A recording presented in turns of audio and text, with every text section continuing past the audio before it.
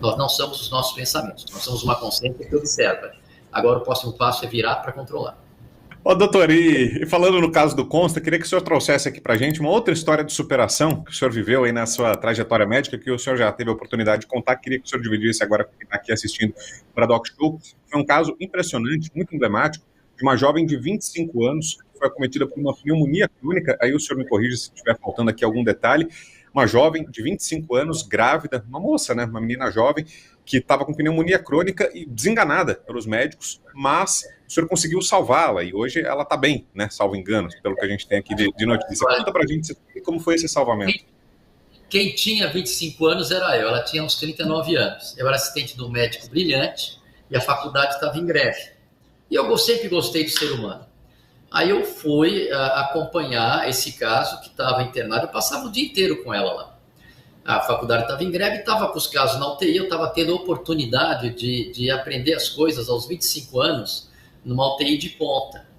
Bom, antigamente, ainda hoje assim, quando mudaram os parâmetros, mas quando você deixava o paciente a 100% de oxigênio, porque ela pegou uma pneumonia por legionela, e ela só se mantinha com 100% de oxigênio. Se você mantém por muito tempo, o pulmão, o próprio oxigênio, destrói a unidade de troca gasosa, os alvéolos, e fica uma fibrose. Então, se fica muito tempo em 100%, chega uma hora que não tem mais pulmão para respirar. Bom, mas eu estava lá do lado dela, quando a gente transitoriamente tirava 5, 10 segundos do aparelho, ela ficava preta de tão cianótica. Cianótica quando fica roxa por falta de oxigênio. E aí eu ficava do lado dela, pegava na mão dela, conversava com ela. Eu era quinto anício de medicina. Ela estava recebendo um tratamento competente. Mas em um determinado momento, veio um colega, isso que a gente tem que analisar agora, tem que tomar cuidado com as informações que a gente lê. Falou, ó, Zeballos, você está tratando de um cadáver. Eu falei, como assim? Ela não morreu, não tem essa. Eu acabei de ler um estudo que quem tem 8 dias de oxigênio 100%, acabou o pulmão. Para fechar o prognóstico, nós vamos fazer uma biópsia dela. Não vai fazer biópsia coisa nenhuma. Eu falei com o chefe, que eu era assistente dele, que era um colega que internava os pacientes no hospital. Aí eu peguei na mão dela, e aí foi aí que eu percebi o poder da visualização. Você pega o Djokovic, veja o recado que ele deu de visualização quando ele ganhou a medalha em Paris agora. Visualização, uma instrumenta poderosa, que está no meu livro, que vai chamar Era dos Semideuses, uma Evolução da Espécie, que é o segundo livro, mas é uma ferramenta absurda. Mas eu não sabia disso quando tem a biologia de crença, tem a epigenética, que veio tudo depois. Eu peguei na mão dela, começamos a imaginar, fazer exercícios imaginários dela levando o filho na escola, dela levando o filho na primeira comunhão, que estava esperando ela fora do hospital. O menino tinha, sei lá, 2, 3 anos. Eu comecei a visualizar ela tendo um futuro com o filho. E aí, os físicos falam que o universo é uma grande construção mental, mas eu tenho uma experiência própria. Quando você deseja a coisa daqui, ó, com amor, você consegue com mais facilidade, se trouxer benefício a terceiros, criar a realidade que você vai viver. O fato é que passaram 7 dias, ela foi embora para casa e engravidou de outro filho. Então aquele cara errou.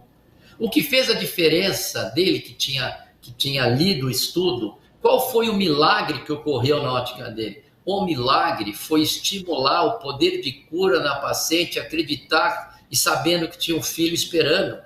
Então isso é algo que está crescendo cada vez mais. Eu acredito muito, eu uso muito isso aqui no meu consultório, de olhar sempre verdadeiro, que você não pode enganar o paciente, você tem que falar com convicção que você está acreditando, mas sempre com uma visão otimista.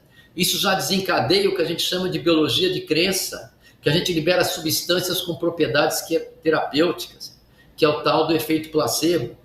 Então, nesse caso em que ela saiu, que emociona muita gente, isso está no capítulo do meu primeiro livro, esse caso foi um divisor de águas, porque eu tinha isso já intuitivo, que mostrou a importância das palavras do médico para ter um resultado inesperado, de ter um milagre, de ter... O que é o milagre? O milagre é aquilo que tem uma baixa probabilidade de ocorrer, mas ocorre.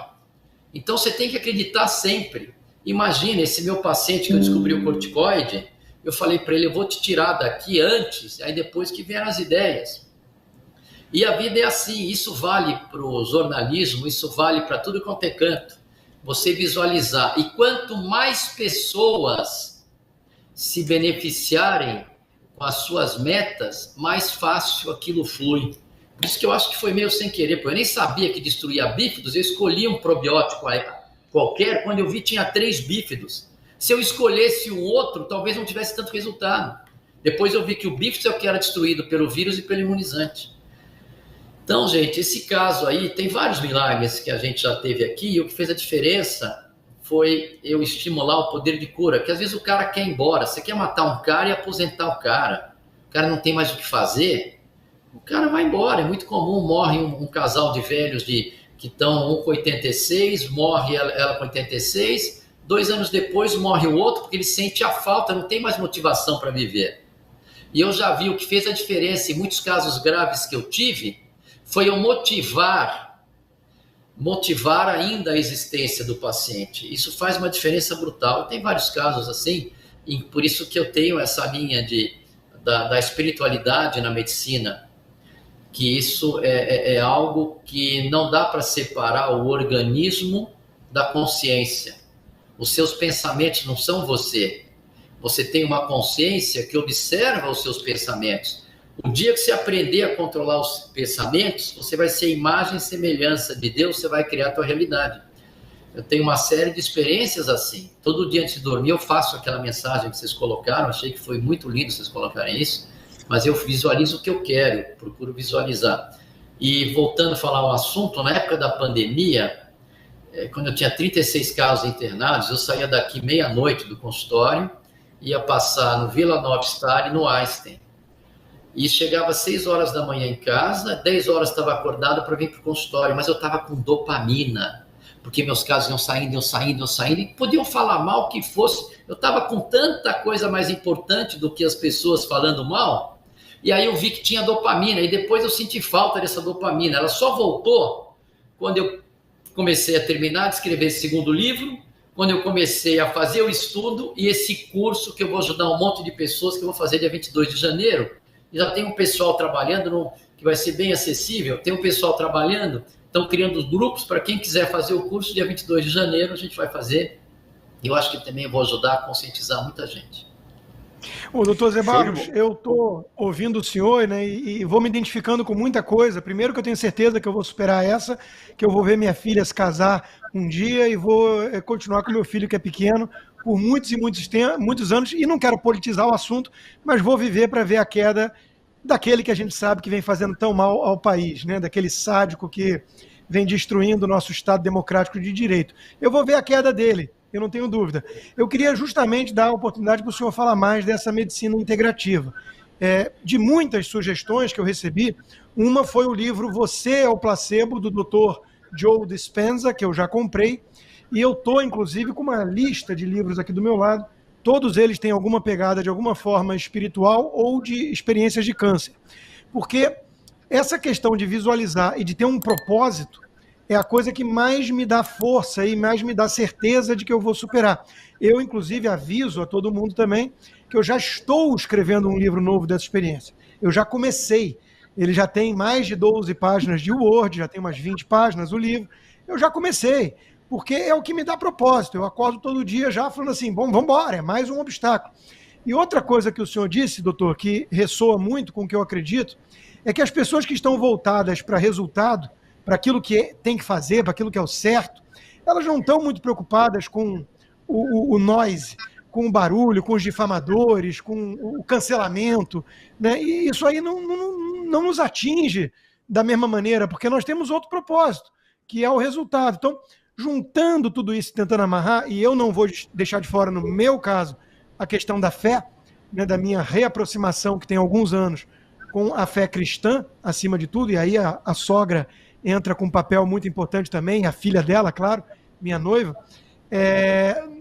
Nós temos uma abordagem complementar que envolve esse pensamento positivo, a espiritualidade, o trabalho com um propósito propositivo, a coisa que dá sentido à vida, a vontade, o desejo de viver, porque temos pessoas que amamos e que dependem muitas vezes de nós, sem o orgulho de achar que alguém é insubstituível, mas quero ser eu a formar moralmente até o meu filho, né, e não outro. Então, isso tudo nos motiva. Qual é a importância dessa medicina integrativa? O quanto já sabemos em estudos randomizados, duplo cego, padrão ouro, que aquilo que as pessoas não conseguem explicar é justamente onde entra a explicação por meio do milagre, por meio disso tudo que nós estamos falando.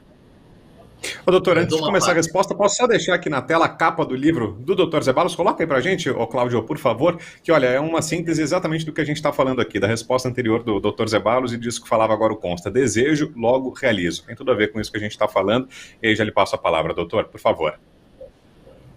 Bom, nessa época, quando eu escrevi esse livro, eu já observava a diferença das palavras no médico.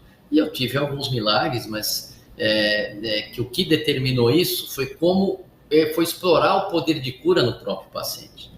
Agora, tanto tem alguns estudos mostrando que teve uns estudos da Sociedade Brasileira de Cardiologia antes da Covid, mostrando a influência das emoções.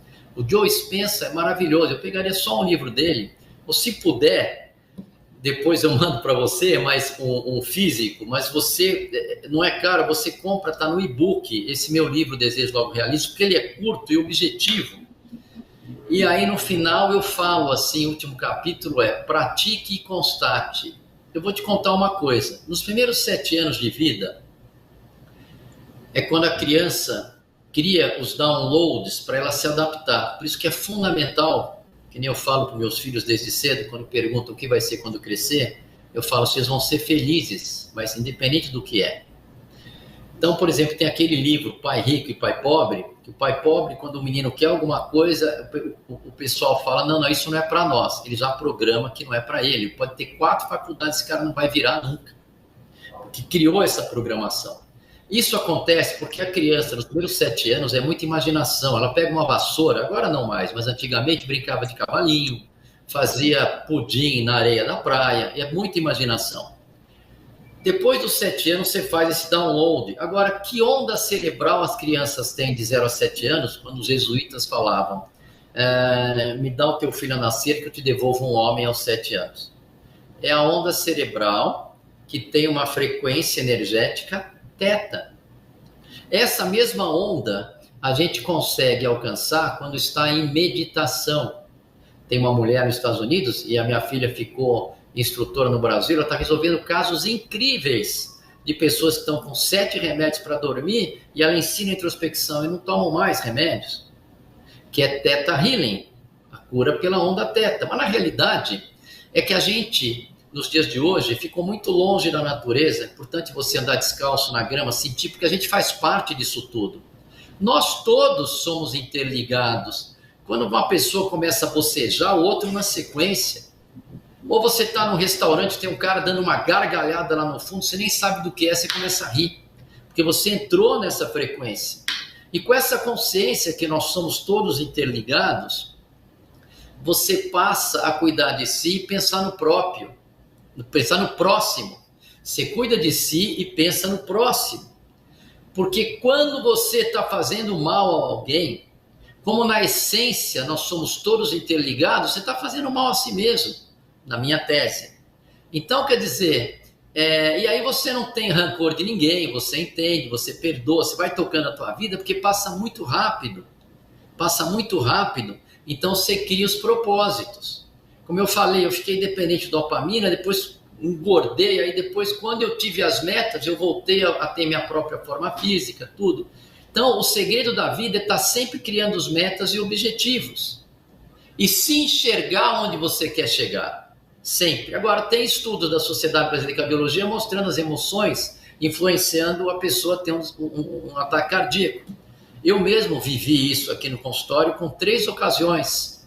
Uma pessoa que tinha um problema, as coronárias dele estavam perfeitas. Quando ele viu que ele ia ser preso, por qualquer outra razão, em 4 meses ele teve um infarto. Quando eu fui olhar, eu tinha estudado as coronárias 4 meses antes, as 3 estavam entupidas. Então não vem dizer que isso foi o colesterol, não vem dizer que isso foi o estresse, tem um papel violento. O Jatene, que tinha um contato íntimo com os seus pacientes, ele abriu o peito dos caras, ele falava que o que matar não é o colesterol, o que mata é a raiva, é a mágoa, são os dissabores, É isso que mata as pessoas. O que não quer dizer que a pessoa não tem que ter hábitos saudáveis. Por exemplo, hoje o grande vilão hoje é o pico de açúcar que a gente faz. E o Bob Kennedy está muito certo aí nos Estados Unidos, porque tem muita coisa ruim. O pico de açúcar, ele libera dopamina também e cria um vício. É a droga pior que tem, porque você não percebe que está viciado no açúcar, você está ansioso, vai lá e come. E o açúcar leva um monte de substâncias tóxicas que aumentam a incidência de câncer, de doenças cardíacas, de tudo. Eu tenho 65 anos, meu colesterol é alto, para falar a verdade, mas eu tenho hábitos saudáveis, e quando você tem hábitos saudáveis, você diminui o risco em 95%. Mas eu não tenho uma placa de gordura aqui e nenhuma placa de gordura nas coronárias. A minha próstata... Mas sabe por que isso, eu acredito? Aí é minha tese. Isso não pensem como é medicina. Porque eu vivo a minha vida com paixão. Então, você tem uma energia. Nós somos matéria e energia. E eu tenho certeza que vai haver, por maior que o meu amigo Consta seja, que eu admiro ele demais, mas vai haver um crescimento que ele vai mergulhar, vai conhecer o John Spencer, vai ver... O John Spencer é impressionante os resultados com a visualização que ele fala. Se Deus quiser, eu vou mandar para você o físico, mas se não você compra no e-book e Desejo Logo Realiza, você vai gostar, que é bem rápido e objetivo. Mas com certeza eu quero que todos vocês que estão nos assistindo saibam, nós temos sim uma influência na nossa realidade. E o que nos atrapalha muitas vezes todo mundo isso, é uma autorreflexão, uma autossabotagem que está no vetor inconsciente, que isso é resolvido quando você faz uma introspecção, inclusive com Theta Healing. Eu sei, porque eu vou contar uma história, essa é engraçada. Temos tempo para isso ou não? Porque essa história que eu vou contar é bem interessante. Fica à vontade, doutor.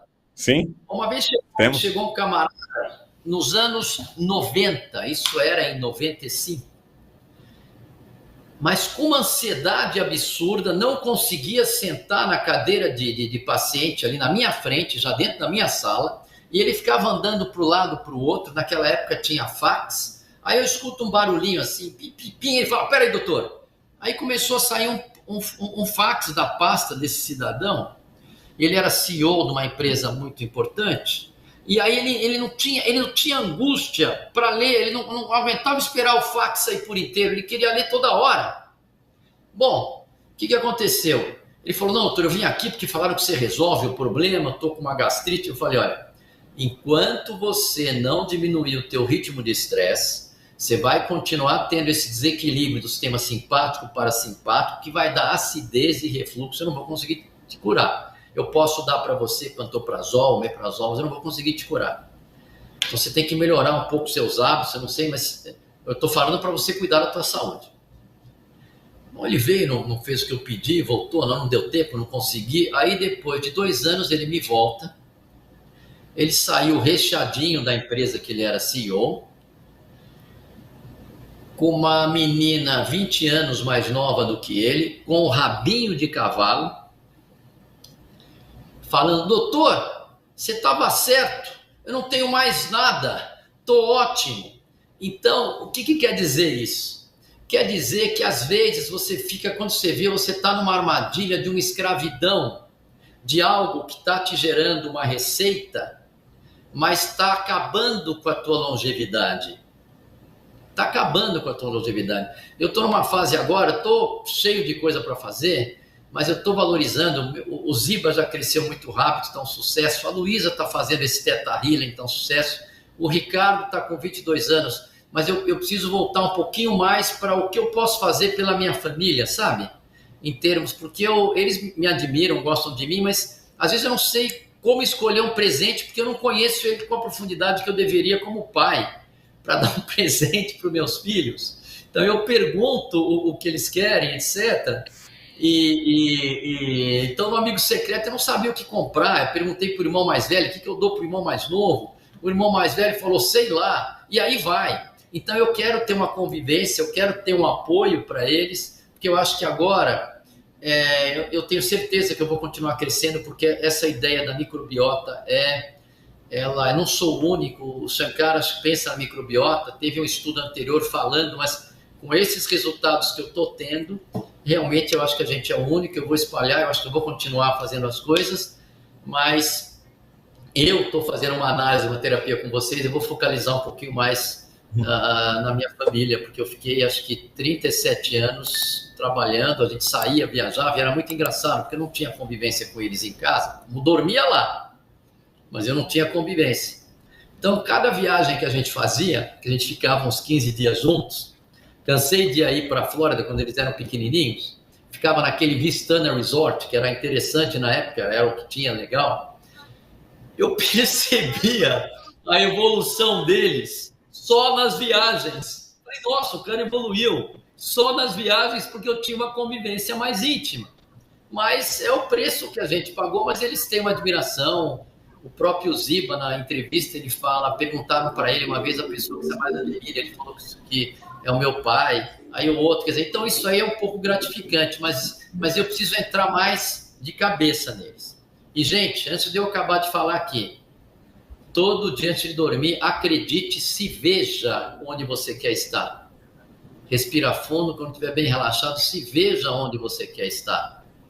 Que você tenha a capacidade de materializar a sua realidade. Eu vou explicar isso no meu novo livro, que vai chamar A Era dos Semideuses, uma evolução na espécie, que é quando o ser humano aprender a controlar os seus pensamentos. Nós não somos os nossos pensamentos, nós somos uma consciência que observa. Agora o próximo passo é virar para controlar. Assista também o Bradock Show ao vivo.